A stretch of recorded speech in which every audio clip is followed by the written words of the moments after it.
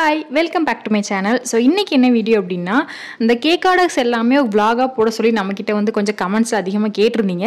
So அதனால இன்னைக்கு என்னால் முடிஞ்ச அளவுக்கு ட்ரை பண்ணியிருக்கேன். அது மட்டும் இல்லாமல் இன்னைக்கு வந்து கொஞ்சம் மினிமலான ஆர்டர்ஸ் தான். ஸோ அதனால இன்னைக்கு வீடியோ ஷூட் பண்ண முடிஞ்சுது. ஸோ இன்னைக்கு என்னென்ன கேக் ஆர்டர்ஸ்லாம் வந்துச்சு, நான் அதை எப்படி கம்ப்ளீட் பண்ணேன் அப்படின்றத இந்த வீடியோ உங்க கூட ஷேர் பண்ணிக்கிறேன். ஃபர்ஸ்ட்டாக இன்னைக்கு வந்து திங்ஸ்லாம் கொஞ்சம் பர்ச்சேஸ் பண்ண வேண்டியது இருந்துச்சு. நம்மக்கிட்ட ஆல்ரெடி என்ன ஐட்டம்ஸ்லாம் கொஞ்சம் கம்மியாக இருக்கோ ஸோ அதை மட்டும் வாங்கிட்டு வந்துடலாம் அப்படின்றதுக்காக தான் நானும் போயிட்டு தேவையான திங்ஸ் மட்டும் வாங்கிட்டு வந்துட்டேன். அதில் இந்த 4 inch ஸ்கொயர் டின் வந்து எனக்கு பார்த்ததுமே கொஞ்சம் பிடிச்சிருந்துச்சு. க்யூட்டாக குட்டியாக இருந்துச்சு. ஓகே, மினிமலான குவான்டிட்டி எதுவும் பண்ணுறோம் அப்படின்னா இல்லை ட்ரை பண்ணலாம் அப்படின்றதுக்காக தான் பர்ச்சேஸ் பண்ணியிருந்தேன். என்கிட்ட வந்து 5 inch வரைக்கும் உண்டு, பட் அதுக்கு கீழே கிடையாது. ஸோ அதனால தான் இதை வாங்கியிருந்தேன். என்னோட லொக்கேஷனில் நான் பேக்கிங்க்கு எங்கள் ப்ராடக்ட்லாம் பர்ச்சேஸ் பண்ணுவேன் அப்படின்ற டீட்டெயில்ஸ் வந்து நான் கமெண்ட்டில் பின் பண்ணியிருக்கேன். நீங்கள் திருநெல்வேலி சைடில் இருந்தீங்க அப்படின்னா உங்களுக்கு யூஸ்ஃபுல்லாக இருந்துச்சுன்னா நீங்கள் கான்டாக்ட் பண்ணிக்கலாம். இன்றைக்கான ஆர்டர்ஸில் நான் ஃபர்ஸ்ட் ஸ்டார்ட் பண்ணது வந்து 1/2 kg ரஸ்மலாய் கேக்குக்கான ஸ்பாஞ்ச் தான். இந்த கேக் ஸ்பாஞ்சுக்கான பேட்டரி நீங்கள் பார்க்கும்போது உங்களுக்கு ஒரு டவுட் தோணலாம், நீங்கள் வந்து கேக் ஜெல் யூஸ் பண்ணியிருக்கீங்களா அப்படின்னு. பிகாஸ் வந்து நம்ம பேட்டரோட லுக் பார்க்கறதுக்கே அவ்வளோ ஷைனிங்காக கிளாஸியாக இருக்கும். எஸ், நான் வந்து கேக் ஜெல் யூஸ் பண்ணி தான் ஸ்பாஞ்சஸ் வந்து ரெடி பண்ணுவேன். ஸ்பாஞ்ச் வந்து நம்ம பேக் பண்ணுறதுக்காக ஓடிஜியில் வச்சாச்சு. இனிமேல் நம்ம வந்து ப்ரௌனி ஆர்டர் இருந்துச்சு. ஸோ அதுக்கான பேட்டர் வந்து ரெடி பண்ணிடலாம். இன்றைக்கி இந்த ரெக்டாங்கிள் டின்னை யூஸ் பண்ணி தான் நான் வந்து ப்ரௌனி பேக் பண்ண போகிறேன். அதில் ஸ்மால் சைஸ் இருக்குல்ல, அது வந்து நமக்கு 5x7 இருக்கும் சைஸு. தென் வந்து இதிலே பிக் சைஸ் வந்து நமக்கு 6x8 இருக்கும். அந்த ஸ்மால் டின்னில் நம்ம வந்து 1/4 kgயும் பிக் டின்னில் வந்து 1/2 kg நம்ம வந்து பேக் பண்ணிக்கலாம். இப்போ இந்த டின்னில் நம்ம வந்து பேக்கிங் பேப்பர் வந்து ப்ளேஸ் பண்ணிக்கலாம். நான் வந்து நான்ஸ்டிக் பேக்கிங் பேப்பர் தான் யூஸ் பண்ணுறேன். மெயினாக ப்ரௌனிக்கு வந்து நான்ஸ்டிக்காக பார்த்து நீங்கள் யூஸ் பண்ணுங்கள்.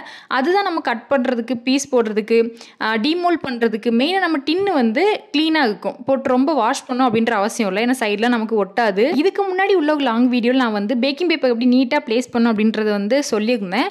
பட் இதுலேயுமே ஷார்ட்டாக சொல்கிறேன். உங்கள் டின்னை விட 2 inch வந்து எக்ஸ்ட்ராவாக கட் பண்ணிக்கோங்க. தென் அதை அப்படி நீங்கள் சென்டரில் ப்ரெஸ் பண்ணிங்க அப்படின்னா சைட்ஸ் எல்லாமே உங்களுக்கு வந்து ஒரு ஃபோல்ட் ஆகி கிடைக்கும். அதை நீங்கள் அப்படியே அழுத்தம் கொடுத்து செட்டிலாக விட்டுட்டீங்க அப்படின்னா அது அப்படியே செட்டில் ஆகிடும். நீங்கள் கட் பண்ணி ஷேப் பண்ணணும் அப்படின்ற அவசியம் இல்லை. இப்படி நீங்கள் பண்ணும்போது நீங்கள் பேட்டர் போக் பண்ணிவிட்டு அதை டிமோல்ட் பண்ணும்போது டின்னு வந்து அவ்வளோ க்ளீனாக இருக்கும். தென் இன்றைக்கி நமக்கு டோட்டலாக 3/4 kg ப்ரௌனி ஆர்டர்ஸ் இருந்துச்சு. எல்லாமே கிளாசிக் ஃபஜ்ஜி ப்ரௌனி அந்த மாதிரி தான். ஸோ அதுக்கு தேவையான ஐட்டம்ஸ் எல்லாமே நம்ம தனித்தனியாக மெஷர் பண்ணி வச்சுக்கலாம். தென் வந்து என்கிட்ட சாக்லேட் நீங்கள் வந்து ஃப்ரிட்ஜில் வச்சு தான் யூஸ் பண்ணுவீங்களான்னு கேட்டிருந்தீங்க. காம்பவுண்ட் சாக்லேட் அப்படின்னா நான் எப்போவுமே ரூம் டெம்பரேச்சர் வச்சு தான் யூஸ் பண்ணுவேன். இதுவே நம்ம ப்ரொஃபஷனல் சாக்லேட், கோவச்சர் சாக்லேட் இந்த மாதிரி ஐட்டம்ஸ் அப்படின்னா நம்ம வந்து ஃப்ரிட்ஜ் யூஸ் பண்ணிக்கலாம். கோவச்சர் சாக்லேட்டுமே நம்ம ஃப்ரிட்ஜில் வச்சு யூஸ் பண்ணும்போது லைக் வந்து இப்போ ப்ரௌனிலலாம் சென்டரில் ஃபில் பண்ணி நீங்கள் பேக் பண்ணுறீங்க, அதை கட் பண்ணும்போது அந்தளவுக்கு மெல்ட்டிங்காக லாவா கன்சிஸ்டன்சியில் இல்லை அப்படின்னு நீங்கள் ஃபீல் பண்ணுறீங்க அப்படின்னா நீங்கள் ஃப்ரிட்ஜிலேயே சாக்லேட்டை ஸ்டோர் பண்ணும்போது அதை அப்படியே எடுத்து நீங்கள் ப்ரௌனியில் சென்டரில் ஃபில் பண்ணி பேக் பண்ணீங்க அப்படின்னா அந்த சில்னஸ் வந்து ஆல்ரெடி அதில் இருக்கும்.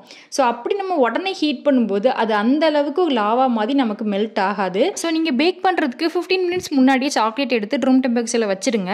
அது சில்னஸ்லாம் போயிட்டு கொஞ்சம் ரூம் டெம்பரேச்சர் வந்ததுக்கு அப்புறமா நீங்கள் யூஸ் பண்ணீங்க அப்படின்னா நல்ல மெல்ட்டிங்காக கிடைக்கும். ஆஸ் யூஷுவல் நம்ம பண்ணுற மாதிரி ப்ரௌனி பேட்டர்ஸ் எல்லாமே நம்ம ரெடி பண்ணிட்டோம். இப்போ நம்ம வந்து டின்னில் பேக் பண்ணிக்கலாம்.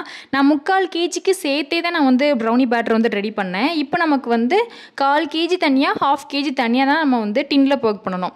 ஸோ நீங்கள் வந்து டின்னோட சைஸை லெஸ் பண்ணிவிட்டு பேலன்ஸ் உள்ள பேட்டர் வந்து உங்களுக்கு 1/4 kg 1/2 kgக்கு நீங்கள் வெயிட் மெஷர் பண்ணி நீங்கள் வந்து பேக் பண்ணிக்கலாம். இதையுமே நம்ம பேக் பண்ண வச்சுட்டு நம்ம ஃபர்ஸ்ட்டாக பேக் பண்ண வச்சுருந்த கேக் ஸ்பாஞ்ச் வந்து ரெடி ஆகிடுச்சு.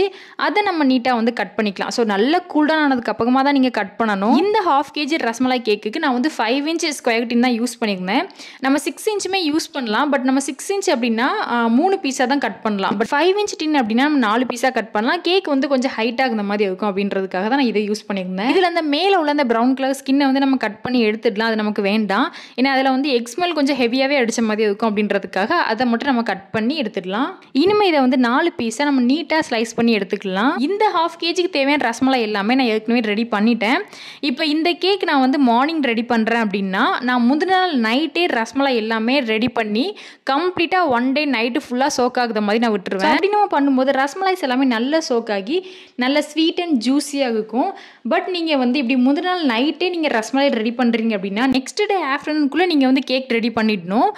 நீங்கள் வந்து நைட்டு சோக் பண்ணுறீங்க அப்படின்னா நெக்ஸ்ட் டே மார்னிங் லைக் வந்து 6 to 7 o'clock அந்த டைமுக்குலாம் நீங்கள் வந்து ரூம் டெம்பரேச்சர்லாம் நம்ம வச்சு சோக் பண்ணுவோம்.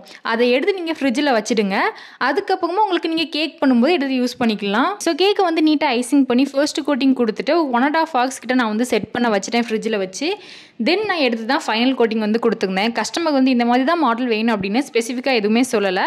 ஸோ நமக்கு பிடிச்ச டிசைன் வந்து போட்டுக்கலாம். கூடவே கஸ்டமர் கிட்ட கேக்கில் என்ன வேர்டிங்ஸ் வைக்கணும்னு கேட்டிருந்தேன். கஸ்டமர் வந்து வேர்டிங்ஸுமே எதுவும் வேண்டான்னு சொல்லிட்டாங்க. ஸோ இந்த கேக்கை நீட்டாக ரெடி பண்ணி நம்ம ஃப்ரிட்ஜில் வச்சுட்டு நெக்ஸ்ட்டு நம்ம பேக் பண்ண வச்சிருந்த ப்ரௌனிஸுமே சூப்பர் பேக் ஆகிடுச்சு. நல்லா ஃபஜ்ஜியாக ரெடியாக இருந்துச்சு. அதையுமே கம்ப்ளீட்டாக கூல் டவுன் ஆக விட்டு நம்ம வந்து பீஸ் பண்ணிக்கலாம். இந்த 1/4 kg கிளாசிக் ஃபஜ்ஜி ப்ரௌனி நம்ம இப்போ வந்து பைட்ஸாக கட் பண்ண போகும். பிகாஸ் வந்து கஸ்டமர் நம்ம கிட்ட வந்து பக்கெட் ப்ரௌனியாக தான் கேட்டிருந்தாங்க. டோட்டலாக இதில் நமக்கு 25 ப்ரௌனி பைட்ஸ் வந்து கிடச்சிருந்துச்சு. ஸோ அதை எல்லாத்தையுமே நம்ம வந்து பக்கெட்டில் ஃபில் பண்ணிக்கலாம். இந்த பக்கெட்டை நான் எங்கே பர்ச்சேஸ் பண்ணேன் அப்படின்ற டீட்டெயில்ஸ் வேணும் அப்படின்னா நான் கமெண்ட்டில் வந்து அவங்க காண்டாக்ட் நம்பர் டீட்டெயில்ஸ் வந்து அட்டாச் பண்ணியிருக்கேன். செக் பண்ணிட்டு நீங்கள் வந்து பர்ச்சேஸ் பண்ணிக்கலாம். பட் மினிமம் ஆர்டர் குவான்டிட்டி அப்படின்னு அவங்க கிட்ட உண்டு. ஸோ அந்த லெவலுக்கு நீங்கள் வாங்கிக்கலாம். நம்மளோட ஃபஜ்ஜி ப்ரௌனி பைட்ஸ் எல்லாமே 1 by 1 நம்ம வந்து பக்கெட்டில் ஃபில் பண்ணிட்டு இது கூட நம்ம வந்து மில்க் சாக்லேட் கனாஷ்மே நம்ம கஸ்டமருக்கு சேர்த்து அட்டாச் பண்ணி கொடுப்போம்.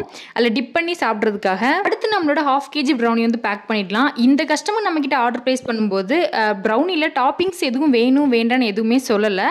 லைக் வந்து நட்ஸ் போடணுமா, பிளெயினாக வேணுமா, ட்ரிபிள் சாக்லேட் அந்த மாதிரி எதுவுமே அவங்க வந்து கேட்கல. பட் வந்து நார்மல் ப்ரௌனிக்கான பேமெண்ட் தான் நம்மளும் கஸ்டமர் கிட்ட வந்து வாங்கியிருந்தோம். ஸோ யூஸ்வலாக நார்மல் ப்ரௌனி அப்படின்னாலுமே நம்ம மேலே வந்து நட்ஸ் போடுறது உண்டு.